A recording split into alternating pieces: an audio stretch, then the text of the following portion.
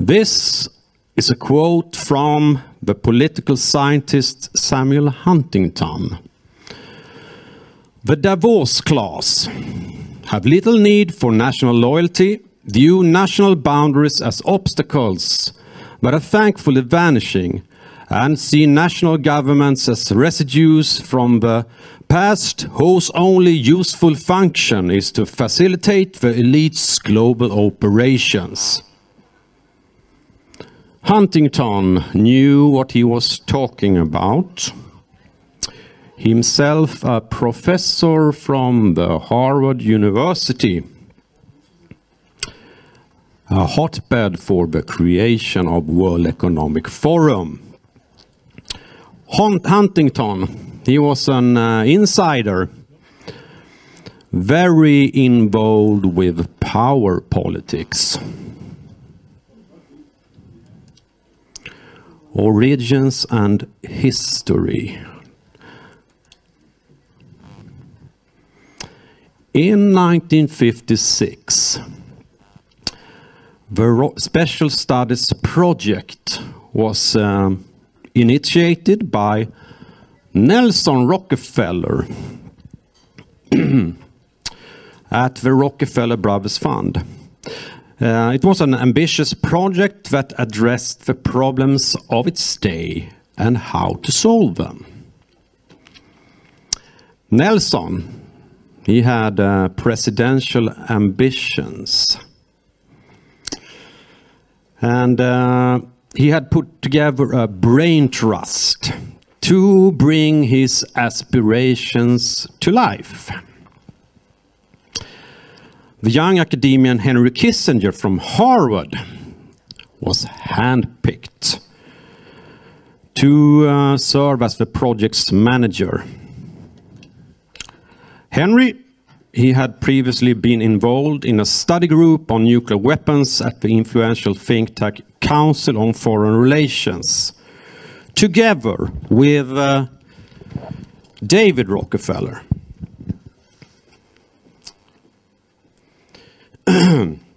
Nelson's brother. David, he was a banker at the Chase Manhattan Bank and a director at the council since 1949. The Council on Foreign Relations was dominated by the Rockefellers at this time and promoted their business-oriented form of internationalism. Henry Kissinger, he became a loyal partner to these Rockefeller interests and has served them ever since.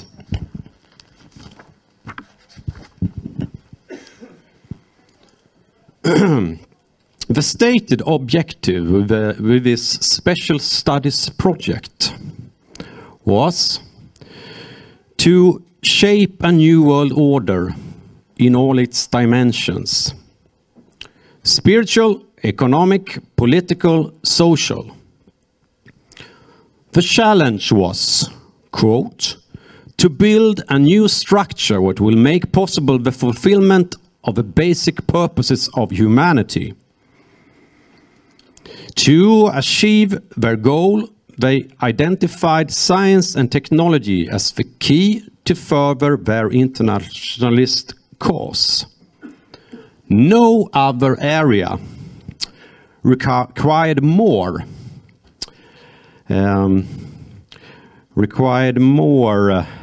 cooperation than science. And they identified global health and climate change. This is as early as in the 50s. Especially interesting as these problems span across the borders of the globe. The panel that came up with this proposal was chaired by Milton Katz from Harvard Law School, with David Rockefeller as a member. The Rockefellers, they had already been instrumental in establishing the United Nations, as illustrated by this picture from their website of the Rockefeller Capital Management.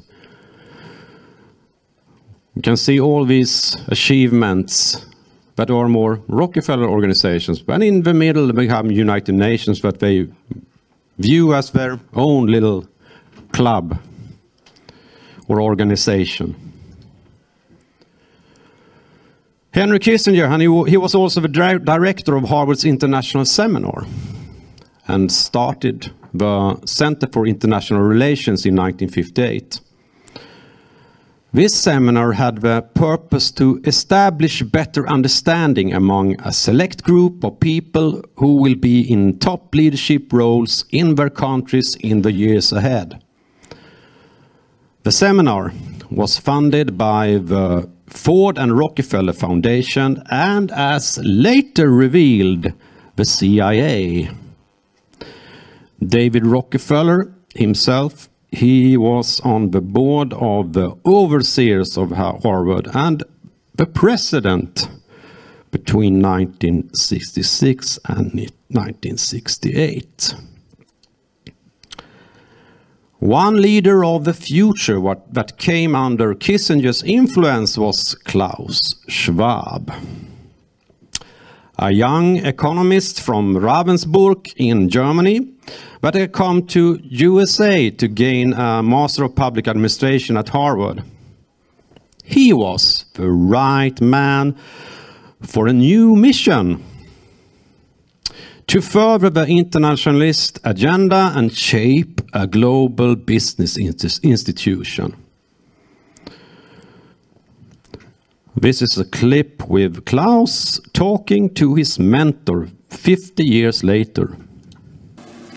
Dr. Kissinger, our satellite time is running out. What wonderful opportunity to conclude our week here with such concrete proposals and ideas of how we can really create, I would say, a new world order. And I feel we should be very grateful to you, Henry, for taking the time at a very important day in the United States to be, at least digitally, with us. And on behalf of all those sitting here in the room, I would like to thank you very much. I would like to thank you personally also for the 50-year-long mentorship and all the advice you have given me.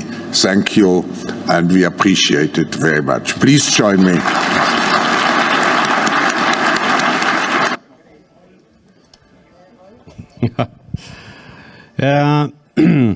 That was Klaus talking to his master, Kissinger. And Kissinger, of course, has his masters. In 1970, Klaus Schwab founded the European Management Forum in Switzerland in order to arrange meetings and allow top managers of corporations to interact with all their stakeholders. That means shareholders, suppliers, governments, and civil society. This forum would also spread new management techniques to the Europeans. To the inaugural meeting, Klaus had invited two academians involved with Harvard's International Seminar, Kenneth Galbraith and Herman Kahn. Other notable guests were Otto von Habsburg from the Pan-European Union. Anybody know about the Pan-European Union? Have anybody heard about the Kalergi Plan? Yeah. Kalergi was involved with the Pan-European Union. And also Dame Barbara Ward from Columbia University in New York. The latter was a British economist that became an early promoter of sustainable development. This was to become an integral part of the forum's agenda. Barbara wrote the book Only One Earth, the care and maintenance of a small planet as a framework for the United Nations Conference on the Environment in Stockholm in 1972. She also worked together with the Secretary General for the conference, Maurice Strong, to convince the developing nations to go along with the agenda. They were both members of the environmental think tank Club of Rome and closely associated with the Rockefeller interests. Strong was mentoring Klaus Schwab and was for many years a member of the forum's board. At the meeting in 1973, the president of the Club of Rome, Aurelio Peccei, was invited to talk about their report Limits to Growth and the World Problematic. Due to stress with a rising population and unsustainable use of resources, it was concluded that the planet was in need of a global management to take care of the planet. The Club of Rome had been started with a grant from Peccei's boss from Fiat, Giovanni Anelli, a close business associate and friend of David Rockefeller. At the same meeting, the Davos Manifesto was drafted. It stated, among others, that the management has to serve society. It must assume the role of a trustee of a material universe for future generation. It has to use the immaterial and material resources at its disposal in an optimal way. It has to continuously expand the frontiers of knowledge in management and technology. The forum decided that the elites of the world would take the roles as stewards of the planet. This meeting was sponsored by the European Communities and Prince Bernhard of the Netherlands. Anybody know about Prince Bernhard? He was the founder of the elitist group, the Bilderberg Group. In October 1973, the Arab countries started an oil embargo towards nations that had supported Israel during the Yom Kippur War. That meant that the price of oil increased with 300%. The oil crisis was a fact. This gave support to the warnings from the Club of Rome about resource scarcity. Later, the Saudi Arabian Minister of Petroleum, Sheikh Ahmed Zaki Yamani, stated this: that Henry Kissinger had been involved and used some of his diplomatic skills to kind of incite this embargo. An eventual rise in the price had also been discussed at the Bilderberg conference in Saltsjöbaden, Sweden in May 1973. Foresight. They had a problem that needed to be solved. To further the aspirations for a global management of the planet, the elite think tank Trilateral Commission was founded by David Rockefeller in 1973. They called for a new international economic order to better manage the world. The member, US Ambassador Richard Gardner, wrote an article in the Council on Foreign Relations magazine Foreign Affairs that explained the plan as an end run around national sovereignty. Eroding it piece by piece will accomplish much more than the old-fashioned frontal assault. Gardner had been a consultant to the Rockefeller Special Studies Project.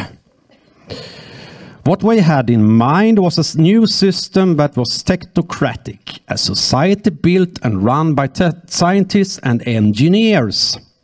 A high-tech society managed like a big corporation. Technocracy Incorporated, that had started as a project at the Rockefeller Associated Columbia University in the 1930s, had developed these ideas. As Parag Khanna, a World Economic Forum disciple recently stated, "If you want a better world for your children, don't hold your breath for global democratic deliberation. The worse climate scenarios get, the more decision makers will be forced into radical top-down measures overseen by technocrats, not activists." And here we see Anthony Fauci, of course. In 1975, World Future Society arranged the conference Crisis and Opportunity, the next 25 years. The vice president, but he was at the time, Nelson Rockefeller, gave an opening address. They discussed the possibilities of creating a new technocratic world civilization and how to achieve this. The futurist, Warren Wager, had his prescription.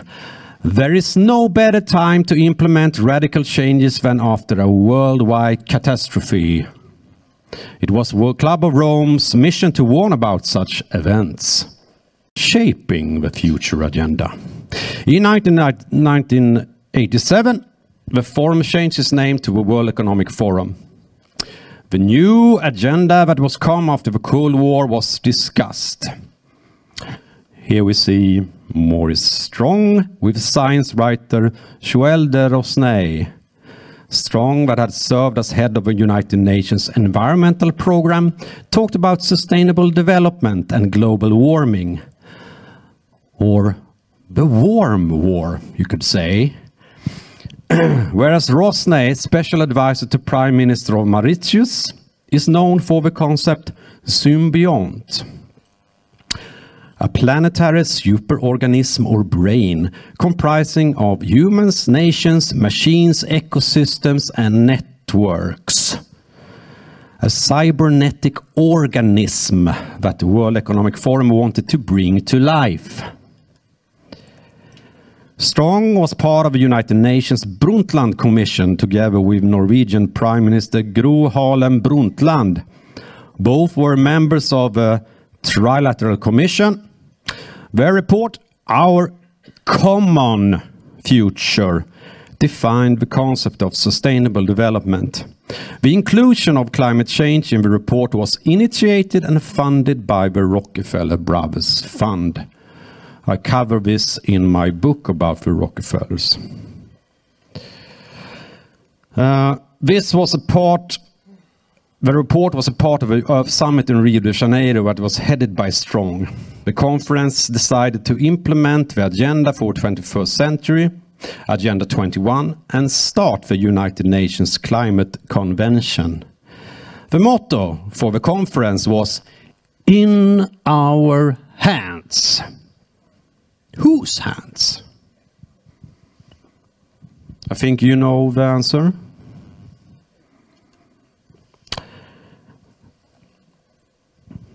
This is some of the guys and girls.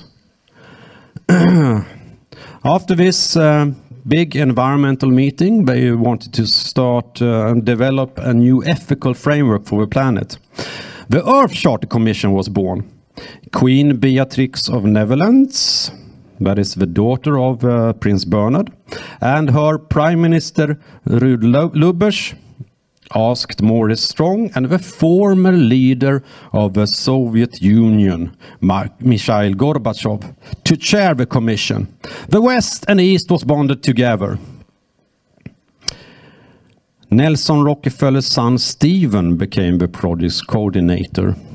And it's very interesting to note that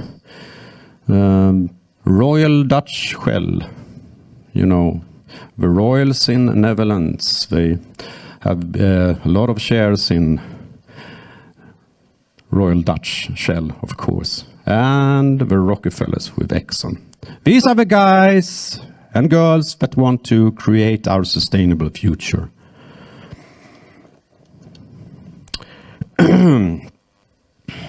Stephen also gave seed money to the Global Scenario Group in order to create scenarios for how a planetary civilization could be created. This was led by Paul Raskins from the Earth Charter Commission and a member of the Club of Rome. In 2002, they released the book The Great Transition. The cover with a globe in pieces that I put together describes what it was all about. Build back better. They assumed that a general crisis for the needed transformation could be triggered by an unprecedented pandemic.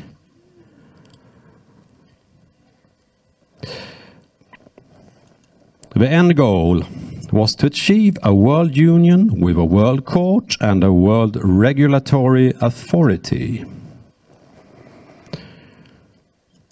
Klaus had already started to educate leaders for the transformation. This is in Klaus Schwab's own words. And I have to say, when I mention now names like Mrs. Merkel, even Vladimir Putin and so on, they all have been young global leaders of the World Economic Forum. Mm-hmm. But what we are very proud of now is the young generation, like Prime Minister Trudeau, President of Argentina and so on, that we penetrate the cabinets. So yesterday I was at a reception for Prime Minister Trudeau, and I know that half of this cabinet, or even more half of this cabinet, are for our actually young global leaders of the World Economic Forum. Coming. There will be a controlled Western demolition of fiat currencies. And it's going to happen as part of a ploy to push people into the central bank digital currencies. And some countries like Nigeria are already running, government-controlled digital wallet systems. Next item of what's coming, and this has already begun. The energy infrastructure will continue to be dismantled. Now, they're dismantling the energy infrastructure under the cover of climate science or climate cultism. Of course, it's going to cause the collapse of modern civilization, because that's the point. That's the reason it's being done, with the ultimate goal of depopulation. Global food production will be significantly suppressed through not just the lack of energy and the lack of fertilizer, but also geoengineering. The next bullet point in my list here, what's coming, is that there's a plan to replace most humans with AI systems and then eventually AI-powered humanoid robotic systems. The day is coming when they, the globalists, they don't need you anymore. They don't need humans. They don't need to exploit your labor any longer. And then we, the people, are obsolete. And I believe that what's actually happening right now is that our planet is being prepared for a post-human future, and that the extermination of the human race is a deliberate strategy. You begin to understand, like, everything else makes sense. Oh, why are they shutting down the food supply? Why are they dismantling the energy infrastructure? Why are they about to collapse the currency that allows economies to operate? Why are they getting us into World War III? With the nano circuits, and why all the 5G towers and now 6G, which is going to harness the energy from your body and turn you into a copper top. Why? What is all this all about? They're killing us on purpose. They're cutting off the food supply on purpose. They're geoengineering the weather systems on purpose. We are experiencing an extinction level event. It all makes sense when you understand this point. Now, the good news in all of this, by the way, is that there is a much greater, more powerful force. The greatest force is the Creator. I think that they will fail, but they will probably kill billions of people before they do. You know, creativity, curiosity, intelligence, those properties make us human, and they're trying to destroy humanity, so they destroy those very things. Empathy, compassion, family, you know, connection with each other. They want us fighting with each other rather than healing each other and joining together in the quest for knowledge and enlightenment with free will and souls and non-material elements that make up who we are. We are living in a kind of a cosmic simulation, a 3D physical world, which is a temporary host to our consciousness and to our minds, to our souls. But they try to lie to us and tell us that you're nothing but your physical molecules. And when the molecules stop functioning, then you're dead and you're gone forever. It's a big lie. It's the greatest lie. So wake up, join the fight for humanity. We can survive this, and we can go on to become an amazing species, an amazing civilization in this universe, those of us who survive this.